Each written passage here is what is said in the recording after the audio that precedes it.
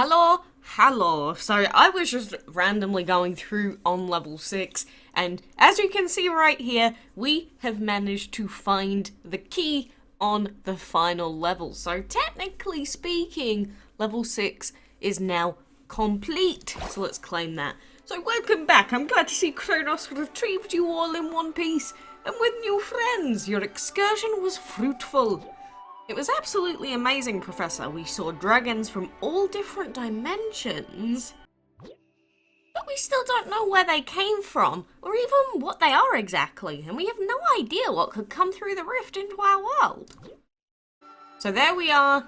There is the Hermes Dragon. Level 6 is now done skis. Very good Heaven and Hades event. And we also get a badge and display this badge to show your accomplishment to other trainers. Master of Chrono Olympus.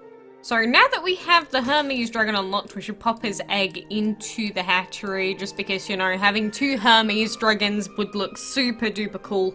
And do remember that Hermes is a divine wind and plant dragon. He's really pretty good. That's why I use him on my own team, because if you still want plant but you also want a little bit of a defensive attack in the form of wind, he does work on quite a lot of teams. So he is a divine dragon, so he will take 4 days to actually hatch, but you know, nothing wrong with waiting a little bit. So we've got our vivid dragon here as well, which we are going to hatch today.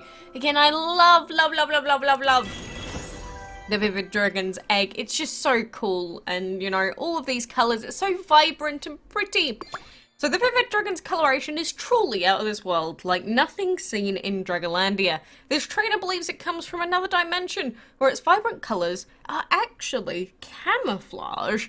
What, so it like lives in space, and that means that it like, that is the colour that it needs to be to blend in with the environment? That would be cool. So the Vivid Dragon is also a pretty good epic dragon for mid-game players. It's an energy, shadow, and wind dragon.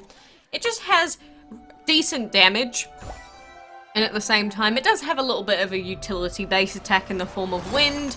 So if you want to use it on your team until you get some legendaries and some divines, it's really not that bad of a choice. So I think the thing that I like the most about the Vivid Dragon are its wings and its like ears. Its ears are really big. If you want to call them ears. I think they're basically ears anyway. But that is the baby form of the Vivid Dragon. And we need to level it up anyway for, you know, the event currency. So feed. This is what it's like when you get to 750 points required. Feed. So you can feed a dragon all the way up to level 25-ish. And that's when the points stop coming. So, you know, having enough food to level up to 25 is kind of annoying. So it's better if you get 2 level 1 dragons, like fire dragons, hatch them, and then you only have to spend like nowhere near as much food. It's a lot better for players that are a lower level than me, for example. But Vivid Dragon, you're pretty. I like your colours. You're a very cool dragon. And I hope that you manage to get a hold of your own Vivid Dragon and Hermes Dragons as well. So, for now, we are just going to be waiting for our Hermes Dragon, but we have tons of event currency to collect, because it was a new reset starting half an hour ago. I think I missed most of last reset because I've been playing Sekiro. I am done with the game now, but you know, there's always more to do. But we'll pop in 6-hour food because I like popping in 6-hour food because it keeps me on schedule. It's a good quality food as well. So I will keep popping in the 6-hour food if I can.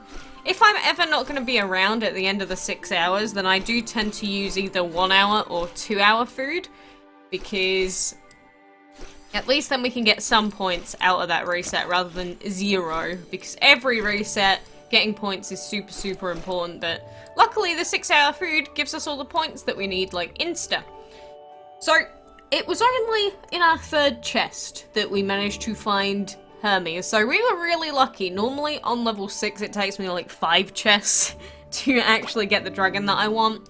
So now that we are here, it means that we have the left-hand side and the right-hand side to go to. The tile costs of the purple room are extremely expensive, so we are going to be heading on to the left-hand side instead.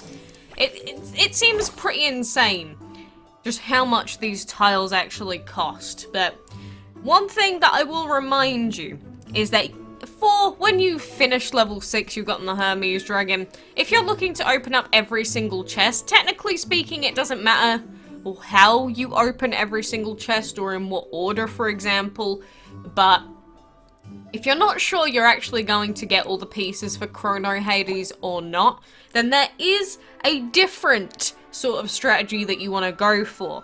And so, I have explained this before, it's going to be obvious to a lot of people, but for example, if you're not sure if you're going to get the remaining 12 pieces or whatever for Chrono Hades, rather than finishing off every single chest in level 6 first, it's better to go to the earliest level possible and finish off those and open up the chests from those levels.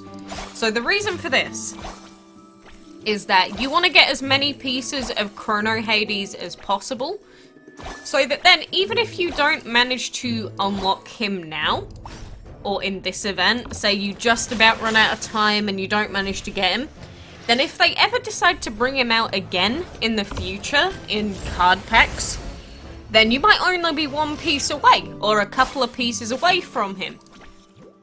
In which case, that means that whenever there's a card pack out, you can go and buy one, and then there you go, you get Chrono Hades.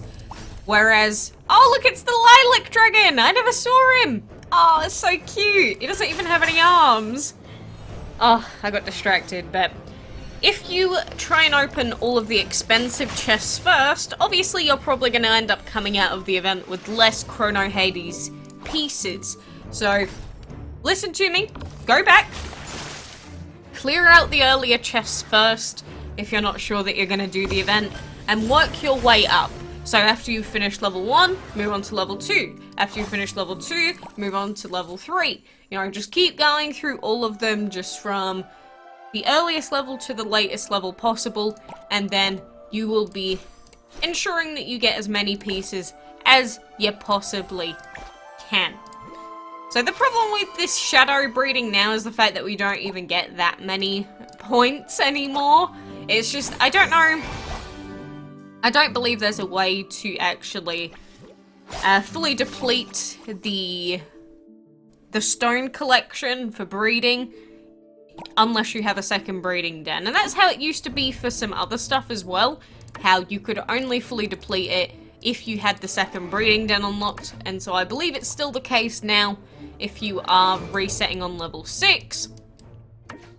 But, you know, for a lot of people that are on level 6, you're either going to be a high level player with so many extra portal energy and stuff like that, that getting the portal energy and extra points and everything isn't really an issue. A lot of people that are a high level do have a second breeding den, a lot don't as well. But if you are one of the people that has a second breeding den, you do have an advantage during castle events. You always have since its release, and you probably always will. So just be aware that if you do have it, then you should be using it to its full potential, and split it off to like 350 points per breed. If you do that, then that's probably going to be the minimum time possible, but the maximum amount of points that you're going to be able to generate. I hope that makes sense, because I am just going all over the place with, you know, different things to think about and point systems, and even I'm getting sidetracked all the time. But I was so surprised that we got Hermes in our third chest that I wasn't even recording at the time. I legit was not. So, that's what I get. In future, I should just always expect it instantly. It's like, just expect it every chest. Just start up the software immediately. When you don't expect to have to record something, it's like so spontaneous. It's like, oh my god, if I click off of this page, this is gonna go away, isn't it? Oh no, it's tragic. And yeah, I've been wasting all of my instant win tickets on trying to get these battles done, by the way, as you can see. I know it's very arduous and annoying having to click this every time, but it's gonna get us the points that we need at the end of the day. We've still got 100 left to collect. But we're all good. So, on this level, for example, we can move on up to this chest.